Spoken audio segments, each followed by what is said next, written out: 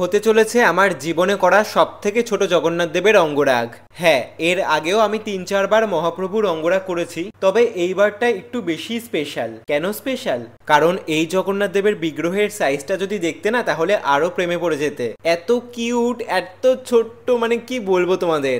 এর আগেও যে আমি ৩-৪ বার জগন্নাথ দেব মহাপ্রভুর অঙ্গরাগ করেছিলাম, সেই বিগ্রহগুলো সব বড় বড় ছিল, সেই ৭-৮ ইঞ্চি মতো। তো সেই জন্যই আর কি আমার জীবনে এই প্রথমবার আমি এত ছোট্ট বিগ্রহের অঙ্গরাগ করলাম। আমার তো ভেতরে ভেতরে আলাদাই একটা এক্সাইটমেন্ট কাজ করছিল যে কবে অঙ্গরাগটা শেষ হবে আর আমি ফাইনাল লুকটা দেখব। যাই হোক, এখানে আমি ইউজ করেছি সোনাই 000 তুলি আর ফেব্রিক কালার। আর একটা কথা বলে রাখি, আমাদের নেক্সট বেসিক টু অ্যাডভান্স 11 দিনের অফলাইনে কলকার মাস্টার ক্লাস শুরু হচ্ছে 4 অক্টোবর থেকে ব্যারাকপুরে। সিট বুকিং কিন্তু শুরু হয়ে গেছে। জানি এইবার এই ভিডিওটা দেখে তোমরা অনেকেই আমাকে কমেন্ট করবে, ডিএম করবে যে দাদা অঙ্গরাগ করে দাও, অঙ্গরাগ করে দাও, অঙ্গরাগ করে দাও। আরে বাবা, আমি এখন আর কোনো অঙ্গরাগের বুকিং নিই না।